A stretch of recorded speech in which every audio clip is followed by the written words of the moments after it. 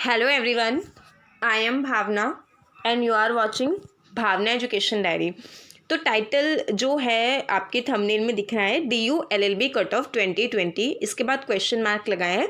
यानी कि मैं आपको सबसे पहले ये बता दूं कि कट ऑफ अभी आई नहीं है। कट ऑफ जो है आपकी 25 की मॉर्निंग तक आएगी। ठीक है, तो इस वीडियो में हम डिस्कस क्या करने वाले हैं, जैसे कि आप सभी ने अपनी रैंक लिस्ट देख ली है, तो रैंक के साथ आपने देखा होगा सीरियल नंबर है, कंबाइंड रैंक है और उसके बाद आपके जो है मार्क्स हैं। ठीक है, तो यहाँ पे जो है अब यहाँ पे अब ये काफ़ी स्टूडेंट्स को समझ नहीं आया कि एडमिशन कैसे कौन सी रैंक पे होंगे, क्योंकि यहाँ पे हर कैटेगरी की कंबाइंड रैंक है।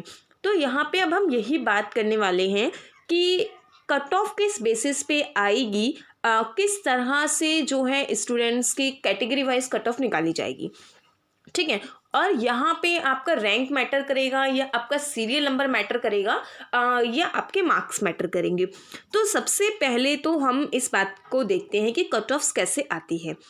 सबसे पहले आप अपने जो है आपकी सारी चीज़ें मैटर करेंगी।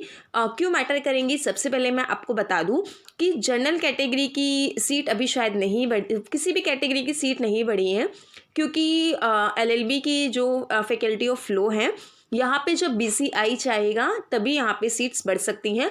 बाकी कॉलेजेस के DU बढ़ा सकते हैं, लेकिन यहाँ पे BCI का अप्रूवल भी ज़रूरी है। तो अभी हम जो जैसे शायद प्रोस्पेक्टस में भी जो है सीट 2922 समथिंग है। ठीक है, तो यहाँ पे जनरल की जो सीट बन रही है लास्ट ईयर के अकॉर्डिंग वो है 1167। ठीक है, तो अगर इतनी ही सीट हैं, वैसे 1167 सीट ही है जनरल की, तो सबसे पहले जब आपका जो सीरियल नंबर है, सीरियल नंबर आपका जो है 1167 है, तो यहाँ पे आपके जो है एडमिशन के चांसेस बिल्कुल हैं। 100% आपका एडमिशन होगा, चाहे आप किसी भी कैटेगरी के हो। ठीक है, I am talking about all categories, reserve category, unreserve category, हर कैटेगरी के लिए। ठीक है, तो अब यहाँ पे एक और चीज़ मैं आपको बता दूँ, जैसे कि पहले जो है जो 1200 रैंक तक लास्ट ईयर जो मार्क्स थे वो 222 थे।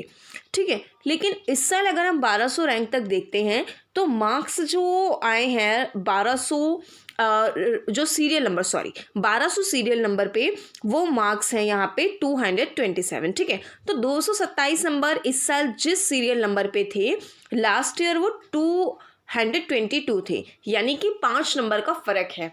तो आप 5 नंबर के फ़र्क से ये जान सकते हैं कि 5 मार्क्स की कट ऑफ तो हाई जाएगी जनरल की। ठीक है, इतनी जा सकती है, क्योंकि क्लियरली यहाँ पे सीरियल नंबर क्या दिखा रहे हैं कि स्टूडेंट्स को इतने स्टूडेंट्स हैं, तो इसके साथ जनरल की आप इतनी हाई मान सकते हैं। और जितने बच्चे एडमिशन नहीं लेते हैं वो अलग फैक्टर है, क्योंकि काफ़ी सारे बच्चे एडमिशन नहीं लेते हैं या ट्रांसफ़र करवा लेते हैं। अब इसके बाद यहाँ पे ये आपका जो सीरियल नंबर है वो मैटर करेगा। अब सीरियल नंबर के बाद जो है जो स्टार्ट होती है, ये मैं आपको बता रही हूँ लास्ट 2-3 सालों से जिस तरह से DU की कट ऑफ आ रही है। जैसे आप सभी जानते हैं कि जिन रिजर्व कैटेगरी के स्टूडेंट्स के अनरिजर्व कैटेगरी में मार्क्स आते हैं, उन सभी को अनरिजर्व कैटेगरी में एडमिशन दिया जाता है। तो यहाँ पे जो है अब इसके बाद रिजर्व कैटेगरी के लिए कट ऑफ शुरू होती है। ठीक है, तो यहाँ पे जो रिजर्व कैटेगरी के लिए स्टूडेंट्स के लिए कट ऑफ शुरू होती है वो जनरल कैटेगरी के 1167 इतने सीरियल नंबर के बाद शुरू होगी। ठीक है, तो यहाँ पे ये है, और उसके बाद इतने सीरियल नंबर के बाद जो रिजर्व कैटेगरी के स्टूडेंट्स हैं SC OB ST, तो यहाँ पे उनकी पूरी सीट्स के लिए उसके बाद कट ऑफ निकलेगी। जैसे मैं आपको एग्जांपल देती हूँ, इतने सीरियल नंबर तक के फर्स्ट कट ऑफ में आ जाएंगे। ठीक है, अगर सीट नहीं बढ़ी तो इसके बाद OBC की जो सीट है वो 687 समथिंग है।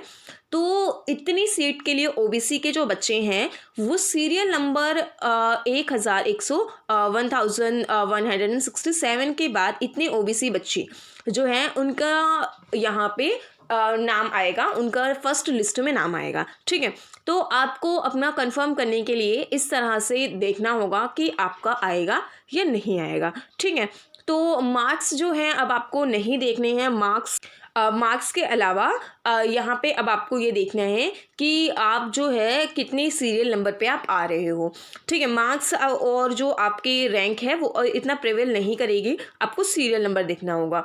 और सीरियल नंबर आपको कहाँ तक देखना होगा? सीरियल नंबर आपको 1167 जो कि जनरल की कट ऑफ है, उसके बाद के जो स्टूडेंट्स हैं उन्हें अपनी कैटेगरी गिननी होगी, कैटेगरी रैंक आपकी कितनी आ रही है, ठीक है। उसके बाद अगर आपकी कैटेगरी रैंक जो है आपकी सीट्स के अंदर आ रही हैं तो आपका एडमिशन कंफर्म है। अब एक और चीज़, काफ़ी सारे स्टूडेंट्स जैसे एडमिशन नहीं लेते हैं, ठीक है। तो काफ़ी सारे स्टूडेंट्स एडमिशन नहीं लेते तो क्या होता है कि थोड़ा सा नीचे रैंक तक के, जो थोड़े से नीचे सीरियल नंबर तक है वो भी हो जाते हैं, ठीक है। जैसे कि यहाँ पे अगर हम देखें कि लास्ट ईयर जो टॉप 100 थे सीरियल नंबर, उसमें 100 की थी 270 मार्क्स थे 100 के, और इस साल है 277। तो मार्क्स इस साल लास्ट ईयर के कंपैरिजन में अच्छे आए हैं या कहीं ज़्यादा आए हैं, तो थोड़ी सी कट ऑफ जैसे हाई जा सकती है। जितनी सीट लास्ट ईयर थी उसके लिए अगर सीट बड़ी है तो जाहिर सी बात है आपकी कट ऑफ भी गिरेगी। तो आपको अपने कंबाइंड रैंक ना देखते हुए अपने सीरियल नंबर देखना है, जैसे मैंने बताया। और जनरल की टोटल सीट के बाद आपको अपना सीरियल नंबर कैसे देखना है? आपको अपनी रैंक देखनी है। जिन स्टूडेंट्स को जो है यहाँ पे 1167 के बाद है, अपनी आप कैटेगरी रैंक देख सकते हैं, अपनी कैटेगरी निकालिए और जितने कैटेगरी स्टूडेंट पे आप आ रहे हैं उतने पे आपको एडमिशन मिल जाएगा। अब इसके बाद यहाँ पे काफ़ी सारे स्टूडेंट्स का ये क्वेश्चन होता है कि जो आपका अगर एडमिशन, जो मान लीजिए जैसे कि कोई एससी या ओबीसी कैटेगरी का स्टूडेंट है और उसके मार्क्स जनरल कैटेगरी में आ रहे हैं, ठीक है। तो जनरल कैटेगरी में आ रहे हैं या सीरियल नंबर 100 है, ठीक है, तो उसको एडमिशन जनरल में मिलेगा। और लेकिन यहाँ पे जो उसको एडमिशन तो जनरल में मिलेगा, और यहाँ पे जो उसका सेंटर अलॉटमेंट होगा वो सेंटर अलॉटमेंट उसकी जो रिजर्व कैटेगरी है उस पे होता है, ठीक है। तो यहाँ पे कुछ और इनके सेंटर अलॉटमेंट के कुछ और भी फैक्टर्स होते हैं। तो यहाँ पे आपको क्या होता है कि कई बार इसमें मोस्टली यही होता है कि आपको कोई ऑप्शन नहीं दिया जाता कि आप अपनी रिजर्व कैटेगरी में एडमिशन लें, ये आपको जो है अनरिजर्व कैटेगरी में ही एडमिशन देते हैं।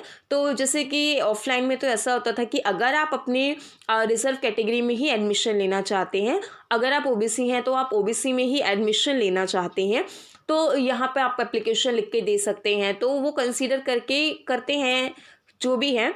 तो इसमें आपके सेंटर अलॉटमेंट में कोई भी फ़र्क नहीं पड़ेगा, आप उसके लिए आप चिंता मत कीजिए। और ये आपका डिसीजन है कि आप जनरल कैटेगरी में एडमिशन लेना चाहते हैं या रिजर्व कैटेगरी में एडमिशन लेना चाहते हैं।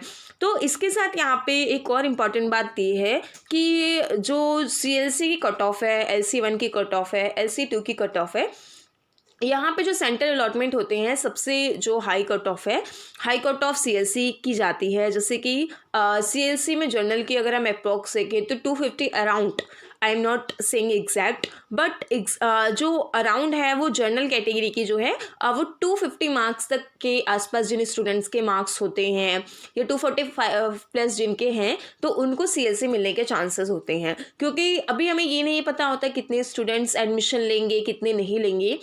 इस बार देखो जैसे ऑनलाइन है तो ऑनलाइन में चांसेस है कि हर स्टूडेंट लेगा क्योंकि उससे आना नहीं पड़ेगा, तो ये चीज़ है, ठीक है। और इसके अलावा यहाँ पे जैसे ओबीसी है तो 200 प्लस तक को मिल सकता है CLC, SC कैटेगरी के लिए कि 190 के अराउंड CLC मिल सकता है। बट तीनों ही सेंटर अच्छे हैं, आपको एडमिशन मिल रहा है, इसके लिए कॉन्ग्रेचुलेशंस। और यहाँ पे इसके साथ साथ आपको ये भी ध्यान रखना है, आप टाइम ज़रूर देख लीजिए क्योंकि तीनों सेंटर्स में सिर्फ टाइम का फ़र्क है और कोई भी फ़र्क नहीं है। तो आई होप आपके डाउट्स क्लियर हो गए होंगे इस वीडियो में। और इसके साथ ही आपको एक और मैं चीज़ बता दूं, आप सेंटर चेंज नहीं करवा सकते हैं। आप CLC से LC1 और LC2 में जा सकते हैं लेकिन वहाँ से आप CLC में नहीं आ सकते हैं, ठीक है। सेंटर अलॉटमेंट लिस्ट जो आपकी आती है वो जब सबके एडमिशन हो जाते हैं, सबके एडमिशन होने के बाद आती है, जब सारी सीट्स फुल हो जाती हैं उसके बाद आती है, ठीक है। तो सेंटर अभी आपको अलॉट नहीं होंगे। और इसके साथ ही आप अपने डॉक्यूमेंट्स तैयार रखिए क्योंकि 25 को मॉर्निंग तक आ ही जाएगी फर्स्ट कट ऑफ, क्योंकि एडमिशन शुरू है। तो ऑल द बेस्ट। अगर आपकी कोई भी क्वेरी है आप कमेंट सेक्शन में पूछिए, हम वीडियो में इसका ज़रूर आंसर करेंगे। Thank you.